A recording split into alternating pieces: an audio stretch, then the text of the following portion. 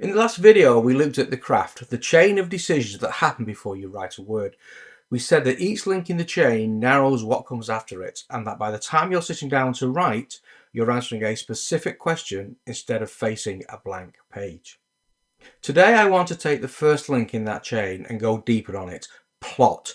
In the last video, I described plot as the questions that the book is asking, but that's not really quite right, or at least it's not the whole picture, because plot and story are not the same thing, and understanding the difference between the two changed how I think about writing. But hey, if this is the first time we're meeting, I'm AKGuile, independent author and publisher.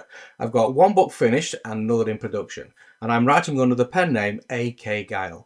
And before all of this, I spent my career as a business consultant. So I'm not an expert, I'm not a guru, I'm just sharing what's worked for me as I learn about this thing, writing. If you find something useful here, do me a favour, please like and subscribe and help me grow this channel. Now back in video 2, we built something called the story spine. Once upon a time, there was a disgraced detective who believed he was responsible for his wife's death. Every day he drank himself a little closer to nothing until one day he discovered he didn't kill her. Somebody else did. Because of that, he stopped drinking. Because of that, he started investigating until finally he confronted the man responsible. And ever since then, he's been chasing the corruption that runs underneath the city of Greymere. That's the story for the list, not the plot, the story. And notice what it follows. It follows the character. It's Johnny's journey, Johnny Steele's journey. What happens to him, how he changes. The story is the character journey from beginning to end. Plot is something different. Plot is how you tell the story to the reader.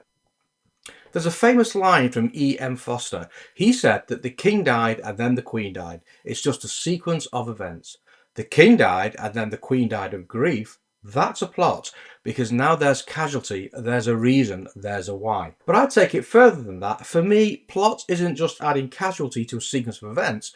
Plot is the decisions that you make about what the reader knows and when they know it, what you hold back and what questions you want them asking at each point of your story. The story is the character journey, the plot is the reader journey, and those two things are very different. So if the plot is the reader's journey, what drives that journey? Questions. When you're reading a book or watching anything really, you're constantly asking questions. Who is this person? What just happened? Why did they do that? And the writer is the one deciding which questions your reader is asking and when. That's the craft of plotting. Not just what happens, but what the reader is thinking while it happens. And it's not just the questions, it's the answers, because part of the plot is deciding when the reader gets enough information to start forming a theory, how much of the answer you actually reveal, and whether that answer is the real one or whether you're sending them down the wrong path, a little bit of misdirection. Now the gap between the questions forming in the reader's mind and the answers arriving, that's where the tension lives.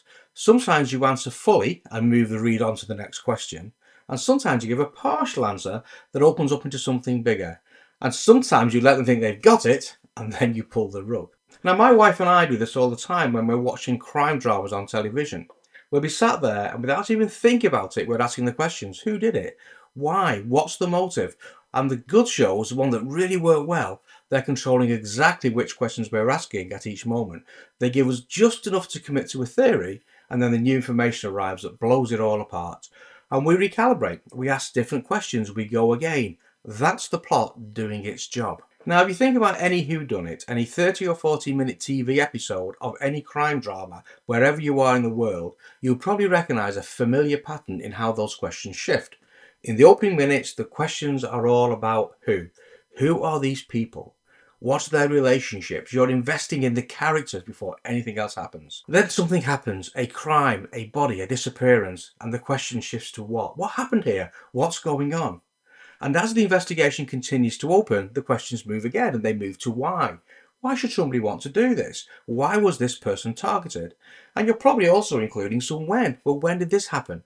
You're building a timeline and you're forming a theory. And then the misdirection hits. You've been given enough answers to the why questions to feel confident, and then something breaks. New information arrives. Your theory collapses and the why questions reset. And now they're pointed in a different direction.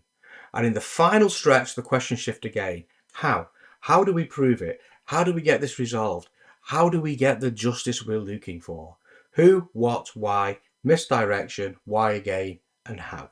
That simple sequence is the plot working. It's not the events, it's the questions the viewer or reader is asking, shifting across the episode or across your book, controlled by you, the writer.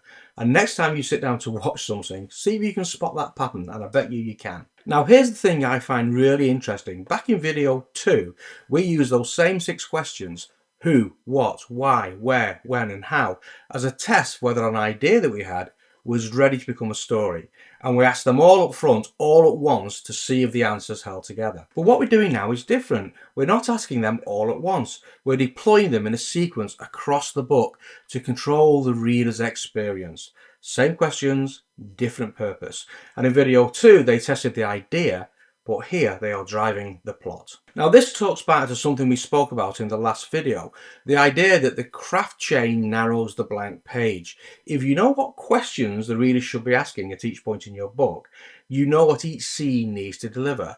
You know whether a scene is there to introduce a character, to raise a question, to give a partial answer, to misdirect or to resolve. That's not a constraint on your creativity, it's a direction for it. And the videos that follow this one are all tools for refining how you deploy those questions.